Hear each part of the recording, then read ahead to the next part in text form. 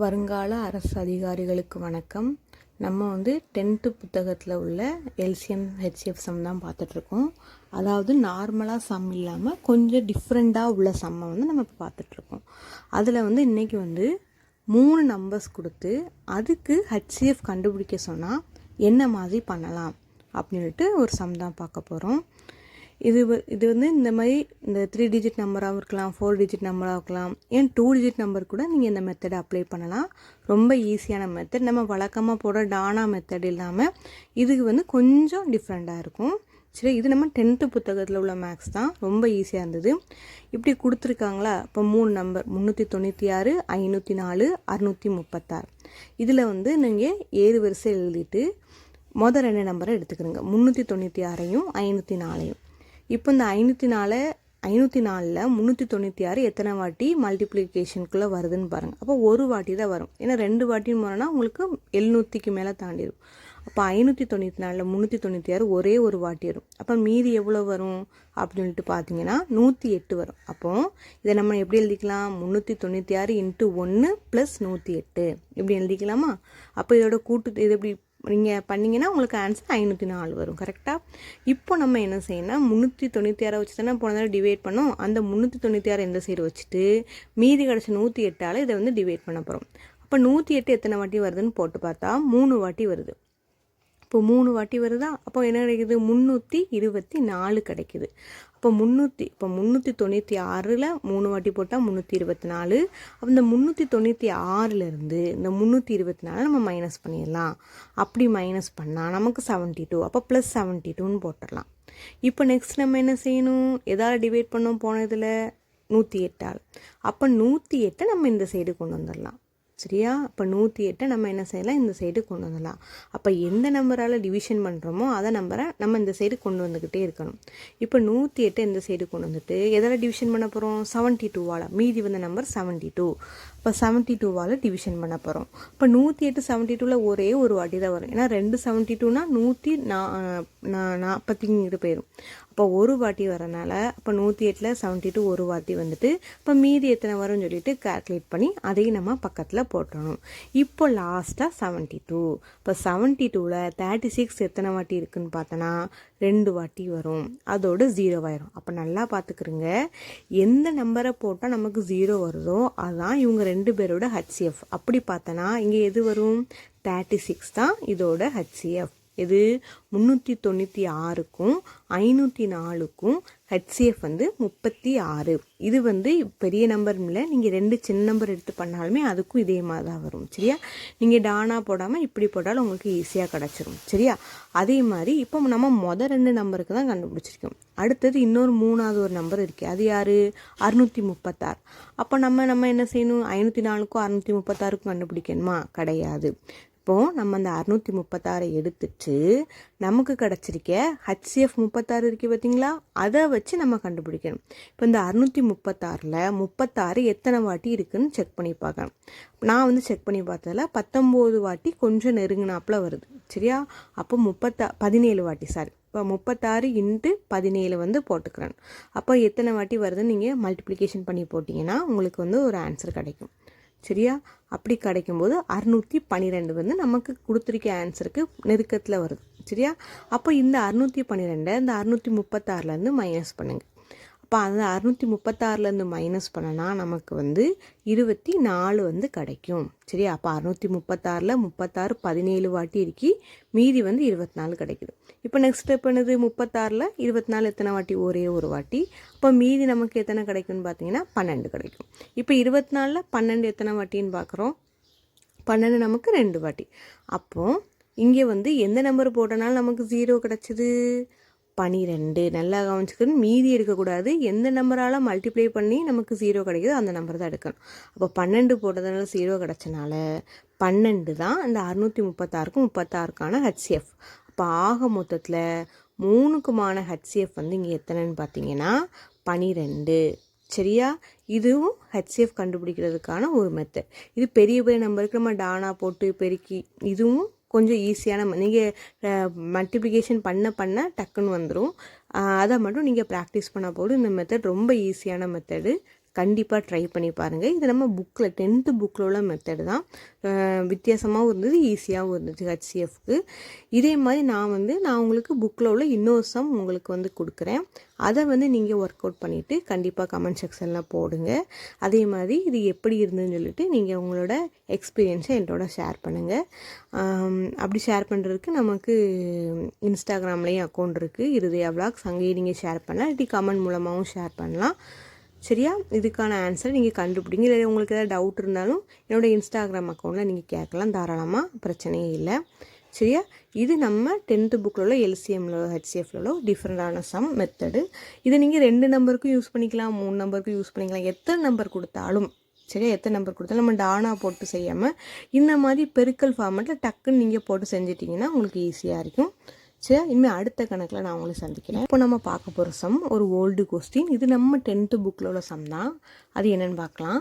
24, 15, 36 இந்த 3 நம்பரால் மீதியின்றி வகுபடக்கூடிய 6 இலக்க எண், மிகப்பெரிய 6 இலக்க எண். அப்போ இப்படி கேட்டாங்கனாலே என்ன செய்யணும், கொடுத்துருக்க நம்பருக்கு எல்சிஎம் எடுக்கணும். சரியா? எல்சிஎம் எடுக்கணும். இது உங்களுக்கு தெரியும் தானே, எல்சிஎம் எப்படி எடுக்கலாம்னு சொல்லிட்டு 24, 15, 36 3 ஃபஸ்ட்டு எந்த நம்பரால் அடி போகும்னு சொல்லி பார்க்குறோம். அப்படி பார்த்தோன்னா 3 நம்பருமே அடி போகுது. அப்போ 24, 5, 15, 12, 3, 36 போட்டாச்சா? இப்போ அடுத்த செட் 3 பேரும் இதால் 2ஆல் அடி போவாங்க. எது? 8, 12. இந்த மாதிரி நீங்கள் போட்டுகிட்டே வந்துட்டு கிடைக்கிற எல்லா நம்பரையும் வந்து மல்டிப்ளிகேஷன் பண்ணணும். சரியா? இதான் வந்து எல்சிஎம். நமக்கு வந்து தெரியும் எல்சிஎம் எப்படி எடுக்கணும். அந்த மாதிரி மல்டிப்ளை பண்ணால் உங்களுக்கு என்ன ஆன்சர் கிடைக்குன்னா 360 கிடைக்கும். அப்போது 24, 15, 36 இந்த 3க்குமான எல்சிஎம் வந்து 360 அப்படின்னு சொல்லிட்டு நம்ம எடுத்துக்கலாம். இப்போ நெக்ஸ்ட்டு பாருங்கள், மிகப்பெரிய 6 இலக்க எண். சரியா? 360 பார்த்தாச்சா? இப்போ அடுத்தது மிகப்பெரிய 6 இலக்க எண். அப்போ இந்த மிகப்பெரிய 6 இலக்க எண்ணா என்னது? இப்போ தெரிஞ்சவங்க என்ன செய்வாங்க, டக்குன்னு 6, 9 போட்டான், அவ்வளோதான், வேறு ஒன்றும் இல்லை. இதே மிகச்சிறிய 6 இலக்கன்னா 1 போட்டு 5 0 போட்டுறான், அவ்வளோதான். சரியா? 1,00,000 அதான் வந்து மிகச்சிறிய 6 இலக்கன். இதே மிகப்பெரிய 6 இலக்கன்னா 6, 9. இதே மிகப்பெரிய 5 இலக்க எண்ணா 5, 9. மிகப்பெரிய 4 இலக்க எண்ணா 4, 9. இந்த மாதிரி போடுறது தான் உங்களுக்கு மிகப்பெரிய. இதே மிகச்சிறிய 4 இலக்கன்னா 1 போட்டுட்டு 3 0 போட்டுற வேண்டியதுதான். புரிஞ்சுதா? இப்போ மிகப்பெரியனாலும் மிகச்சிறியனாலும் நம்ம இப்படி தான் எடுக்க போகிறோம். இப்போ மிகப்பெரிய 4 இலக்க என்னன்னா இந்த நம்பரை நம்ம என்ன செய்ய போகிறோம், கிடச்ச எல்சிஎம்மால் டிவைட் பண்ண போகிறோம். அப்போது 9,99,999 360ஆல் டிவைட் பண்ண போகிறோம்.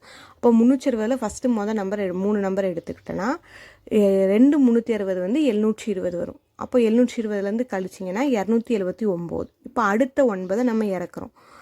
அடுத்த 9 இறக்குறோன்னா 7ஆல் போனால் 2520 வரும். இப்போ அதுலேருந்து கழிச்சுன்னா 279 வரும்.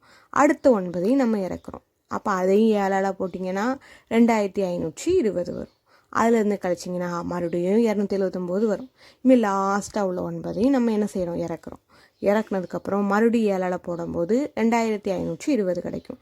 அப்போ நம்ம மைனஸ் பண்ணும்போது 279 கிடைக்கும். இந்த மீதி தான் நமக்கு தேவை. இந்த மீதி நம்ம என்ன செய்ய போகிறோம்னா, கிடச்சிருக்க மிகப்பெரிய 6 இலக்க எண்ணிலேருந்து நம்ம மைனஸ் பண்ண போகிறோம். அப்படி மைனஸ் பண்ணால் நமக்கு கிடைக்கிறது தான் அந்த ஆன்சர். சரியா? எந்த ஆன்சர்? நம்ம கொடுத்துருக்க 3 எண்ணாலையும் மீதியின்றி வகைப்படக்கூடிய மிகப்பெரிய 6 இலக்க எண்ணு. சரியா? புரிஞ்சுதா உங்களுக்கு? இந்த மாதிரி நிறைய மாடலில் கேட்டிருக்காங்க. இது நமக்கு ஆல்ரெடி இப்போ கேட்டிருக்காங்க. இந்த இதே சம வந்து புக்கில் உள்ள சம கேட்டிருக்காங்க. அதனால் தெளிவாக பார்த்து வச்சுக்கிறோங்க. சரியா? அப்போ இந்த மாதிரி கேட்டாலே என்ன செய்யணும், கொடுத்துருக்க சமக்கு எல்சிஎம் கண்டுபிடிக்கணும். கண்டுபிடிச்சிட்டு 6 இலக்க மிகப்பெரியனா மிகச்சிறியனா அதை வகுத்துட்டு மீதியை வர்றதை என்ன கழிச்சு போட்டிங்கன்னா உங்களுக்கு ஆன்சர் கிடச்சிடும். இனிமேல் அடுத்த சம் பாருங்கள். 35, 56 56 91 வகுக்கும்போது இந்த 3 நம்பரால் வகுக்கும்போது மீதி உங்களுக்கு 7 வரணுமா? சரி, அப்படி இருக்கக்கூடிய மிகச்சிறிய எண் கேட்டிருக்காங்க. இது நார்மலாக மிகச்சிறிய எண் கேட்டிருக்காங்க. அப்போ இப்படி கேட்டாங்கன்னா ஃபஸ்ட்டு என்ன செய்யணும், அதே தான் கொடுத்துருக்க நம்பருக்கு நம்ம என்ன செய்யணும்னா எல்சிஎம் எடுக்கணும். அப்போ எல்சிஎம் எடுத்திங்கன்னா உங்களுக்கு வந்து ஒரு ஆன்சர் கிடைக்கும். அப்போ 35 56 91 எல்சிஎம் எடுத்திங்கன்னா இப்படி தான் கிடைக்கும். அப்போ 7 5 8 13 7ஆல் தான் 3 நம்பரும் போகும். அப்போ 7ஆல் போட்டிங்கன்னா இது வரும். அப்படி இது எல்லாமே ப்ரைம் நம்பர்னால அதே நம்பரால் மட்டும்தான் வகுப்படும். அப்போ இது 4 நம்பரை நம்ம என்ன செய்யணும், மல்டிப்ளை பண்ணணும்.